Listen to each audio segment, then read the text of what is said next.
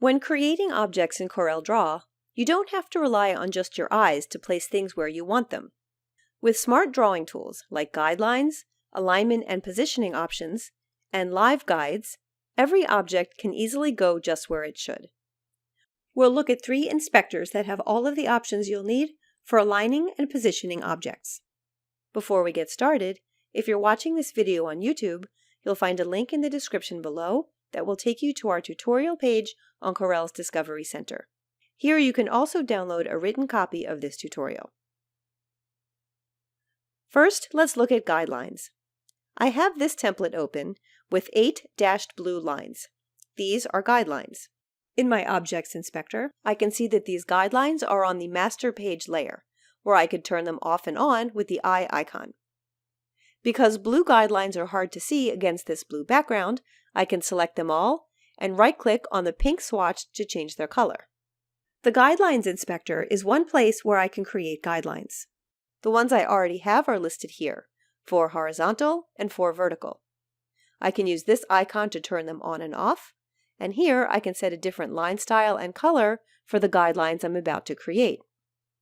If I want to place a new horizontal guideline to mark the top of the light blue box, I'll set the drop-down to horizontal. I'll enter the Y distance of 0.8 and click Add. It's not where I want it though, so I'll select the guideline, change the Y dimension to 0.855, and click Modify. I could also select the guideline and press Command D to copy it, then move it by dragging or by entering an exact distance. Or I can turn on rulers and create a guideline by dragging from the ruler into the document, then modify its placement if needed. For an angled guideline, I'll choose that option from the drop-down. I'll create it using the previous X and Y values, then enter an angle. Now I'll move it into place along this line in the document. I'll make a copy of this guideline, move it a bit, and when I click again on this line, I can rotate it. I'll continue moving and rotating until I have this guideline where I need it. If I want to be sure that my guidelines won't be moved or deleted, I can select them all and lock them. When Snap to Guidelines is enabled, I can reference these guidelines while creating objects.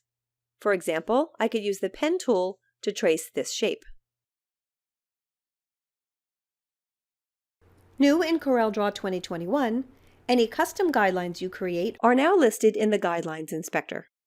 In this example, my final product will have an elliptical border. So I'll start with an ellipse and use the Objects Inspector to move this shape into the Guides layer. Now in the Guidelines Inspector, the ellipse appears as a custom guideline with the guideline color, and I could easily lock or delete it. I'll use this guide to mark the border for my objects, then hide all guides. When a drawing is created using a scale, guidelines can reflect drawing units or real-world units. In this example, there are several guidelines whose locations are set according to the current drawing units of millimeters.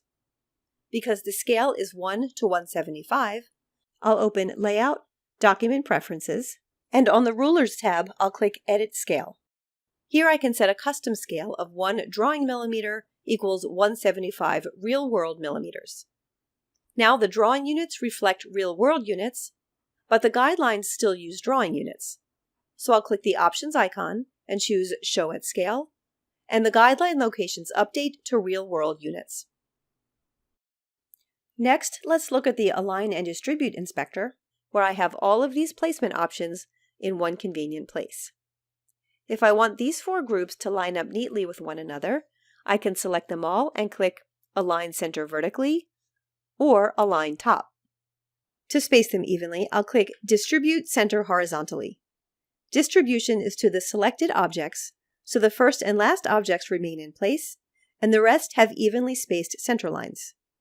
Or I can switch to Page Edge and Distribute Space Horizontally, and now the objects take up the entire width of the page and have identical spaces in between.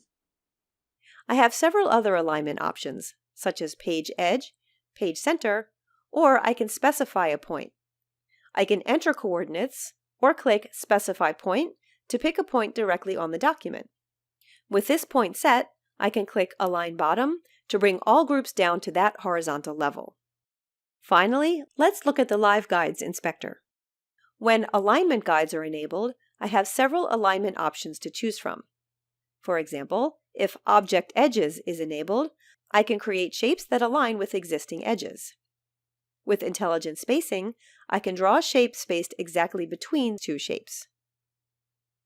And with Intelligent Dimensioning, I can scale an object and get indicators when a dimension is matched with an existing object. Or I can rotate an object to match the same rotation angle as an existing object. With Dynamic Guides enabled, I can choose the angles I want to be able to snap to. As I move my cursor around, the various angled guidelines appear, and I can even use guideline intersections when placing objects. If I want angles other than the standard ones that appear here, I can create a custom angle. This brings us to the end of this tutorial on aligning and positioning objects. If you've been watching this video on YouTube, you'll find a link in the description below that will take you to our tutorial page on Corel's Discovery Center. Here you can also download a written copy of this tutorial.